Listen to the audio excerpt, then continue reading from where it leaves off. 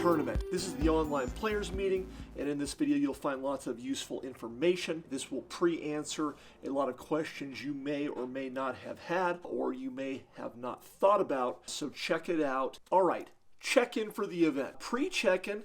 There will be a pre-check-in Friday from noon to 6 p.m. at the Disc Giant Superstore, located at 3977 South McCarran in Reno, next to Juicy's. As a player, I appreciate having pre-check-in when it's available at events that I go to, so that the morning of competition, I'm not waiting in line or worried about their getting early to collect my players pack and that type of thing.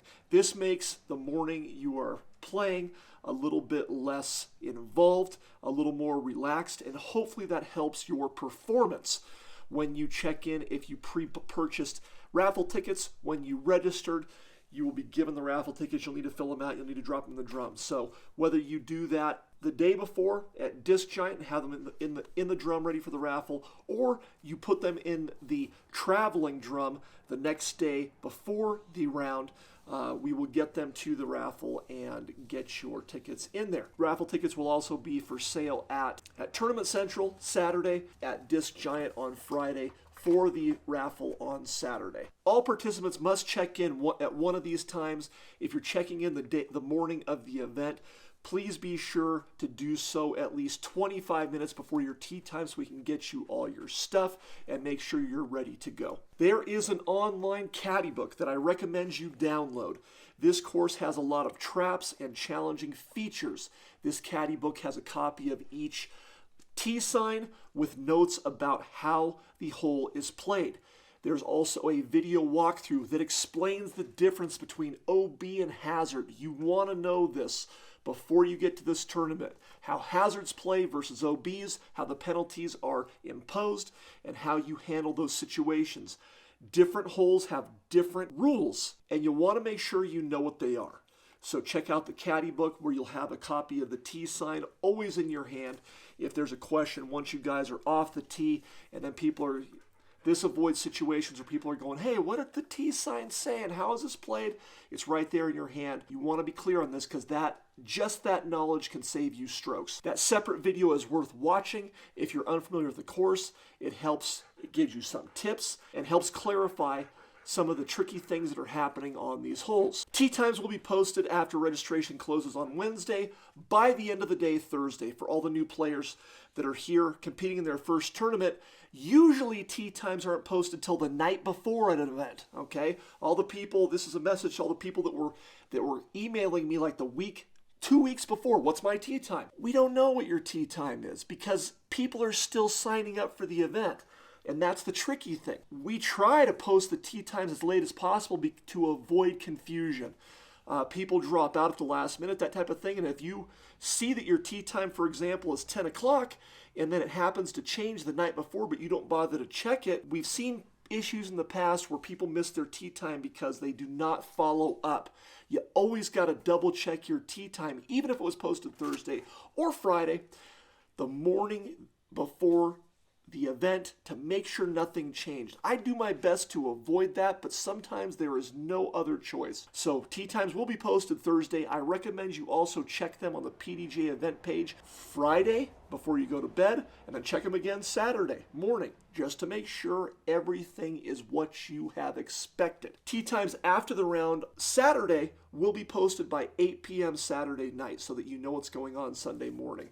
I always try to post them as early as possible. Wow, it's been cloudy forever, and now the sun's so bright I can almost not see. Okay, anyway, check your tee times on PDGA, the PDGA events page. You'll see them there next to your name once they are posted. Online scoring. This event will utilize the PDGA online scoring system.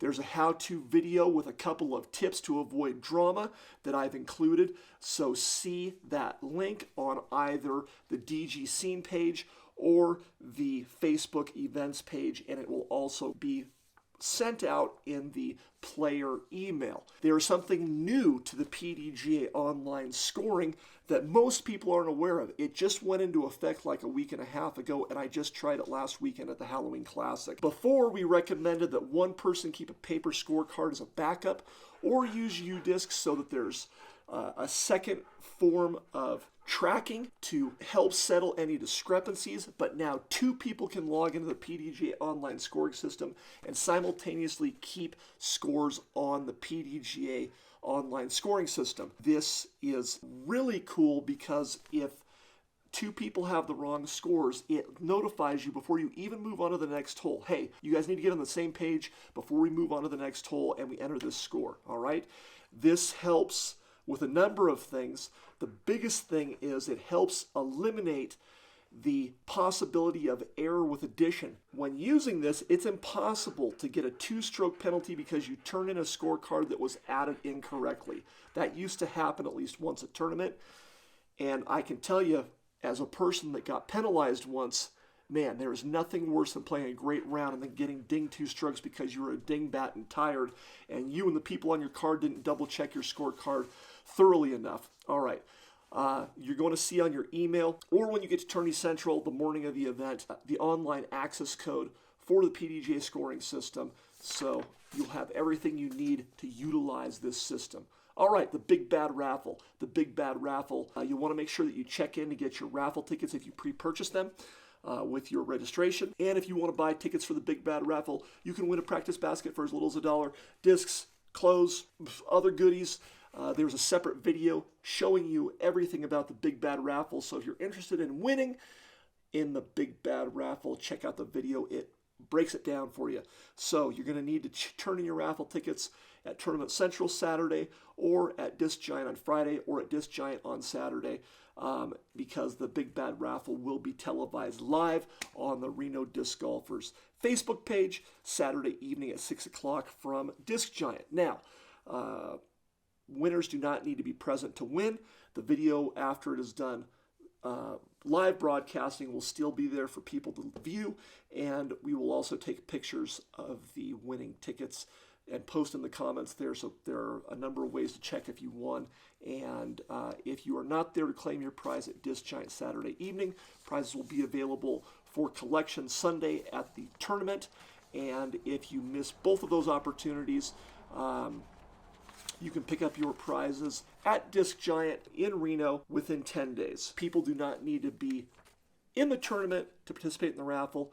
So if you know someone that wants in the raffle, tell them they're welcome to come to Disc Giant or to the event, and we'll get them in there. But they got to get their tickets in before Saturday evening. I get tired of explaining some of these rules, so you're going to see some old clips like this one about smoking and alcohol. You want to pay close attention to this one. There is no smoking of anything. Vape pen, I don't care. It doesn't matter, because what we're not going to do is go, hey, that guy's smoking, then someone else goes, oh, it's just a vape pen. No, there's no smoking of anything during the round, okay? There is no consumption of alcohol whatsoever during the round. In the past, people thought they'd get cute. No, look, I'm going to hide my alcohol in my Gatorade bottle because I just can't play without get a little buzz on. That is cheating. And I did not become the Nevada State coordinator for the PDGA by letting people coast on the rules. If you are caught violating this rule, it is a no warning, instant disqualification, and I am happy to dole out the DQ on this. You can ask anyone, because as far as I'm concerned, you make the sport look bad. So if that's you and you can't handle it, you may as well give me your resignation now. This is a PDGA sanctioned event. Don't waste your money. Go to doubles, go play tags. Get together with your friends, all right? No one wants to be involved in the drama, especially me. I don't want to have to DQ anybody. It's a drag. Please, don't make it an issue. Before I go any further, thank you to our sponsors, Innova Champion Discs, Lily's Restaurant and Bar, Disc Giant and Discraft. Special thanks to Assistant TD Keela Banner. Also Assistant TD Scotty Pointer. Thanks to Luke Anderson, Jordan Nikolai, Chris LaFon, and Eric Giacomini for their help with baskets, the course, and running of the event. Thanks in advance to anyone who helps come out to help us spot on hole 16 and anything else associated with the upcoming weekend. Special thanks to our friends who sponsored holes during the event, Chris LaFon and Francisco Ortega. Thank you guys. Bathroom. There's a bathroom that will be open on between holes 16 and 17 near the baseball diamonds. If needing to use them before the event, plan ahead, because they're about a 4-minute walk each way from Tournament Central. These bathrooms are towards the end of your round. We anticipate rounds to last between 3 and 4 hours, so plan accordingly. Practice basket and practice area. Please, when people are teeing off, hold your putts. We want to keep the practice baskets open for the weekend, but if people are putting in the middle of people's drives right next to the tee pad where the closest practice baskets are, we will close those baskets. Red baskets on the course. At no time will you be playing a red basket on the course. These are half baskets in between other baskets, and they are easily seen and denoted because they don't match up with the tee signs and they have a different coloring than the rest of the baskets. I don't believe we're going to need to bag these.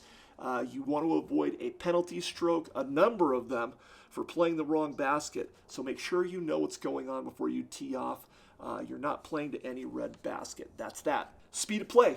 In theory, there's 100 people behind you on the course, so please pay attention to where your disc lands and as well as the location of the other people on your card where their discs go. Once you get to where you thought your disc was, if you can't find it, you have 3 minutes to find your disc. At the end of 3 minutes, everyone on your card should have been helping you look, but at the end of 3 minutes, you must call time and take your penalty and play it out as indicated by the rules. Know the rules so you understand what's going on. Sage relief. In Nevada, one of the crazy things about Nevada, there are many, but one of them is the state flower of Nevada is a sagebush. Sagebrush? Sagebush? I think both of those are right. Anyway, is sage. It's everywhere.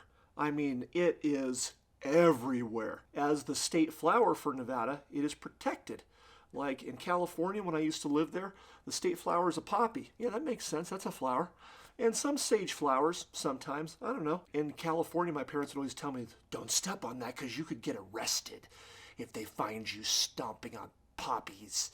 And I was like, oh, wow, that's serious. Okay, in Nevada, look, as a result of the fact that sage is the state flower, take a look online right now. Stop and just take a look so you're familiar with what it looks like, because what I'm about to tell you can save you strokes. There's a rule in Nevada that can be enacted by TDs referred to as sage relief. Now, this doesn't apply in California or any place else. It's in Nevada for the specific reason, so don't get crazy. All right, you guys, some people get carried away with going, there's a rule about this, and they're in Wyoming. Listen, ding-dong, the state flower in Wyoming is not sage. All right? Okay, we're going to get to more ding-dong behavior here in a second when I talk about this, but I need to clarify the sage relief rule. Here's what it is. I'm going to use, no, this isn't sage. That's why you had to look it up online so you're familiar.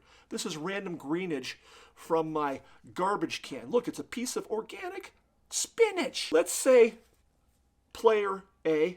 Man, look at that. Oh, man, that's bad. Ass. Wings popping out, and he's going... Okay, but that's not who he is right now. He's here to help us illustrate the sage. Guy's disc lands in the sagebrush. If Guy's going to come over here and actually stand at his regular lie, he'd be smashing down the plant to get in there, right? But this is a state-protected flower, this sagebush. All right, brush, whatever. If his disc is up here in the front of the bush and he's back here, the basket's over here, his lie, instead of stepping on the sagebrush and damaging it, what he's going to do is get up here and he's going to put his foot as close as possible to his lie without damaging the bush. That means his shin is probably touching the bush and everything, right? His foot is underneath the bush, though, not smashing the branches or the foliage. That is sage relief. So instead of having to stand in the bush, you actually get relief and even footing. See what I'm saying? You can throw with your foot flat. Here's another donut hole move. It made me crazy. Last year, people were making stuff up. When you don't know what you're talking about, just zip it, okay? We don't need you out there complicating the issue and creating controversy. If your disc is in the bush, that's the relief you get. Someone comes up and says, well, there's another sage back here. So if I'm doing a run-up, that sage is in the way. No one said you were guaranteed a runway for your throw, all right? You get sage relief, even footing, not guaranteed a run-up. Look, it wasn't in the way of you standing behind your lie behind the sagebrush. Who thought of that? I know who brought it to my attention, but he wasn't the guy that made it up. And then some other joker says, well, this stump is sagebrush, and he's trying to give his group to give him relief. The thing was burnt to a crisp. This is, do I really have to point it out? If the sagebrush is burnt to a crisp, we don't have to worry about protecting it.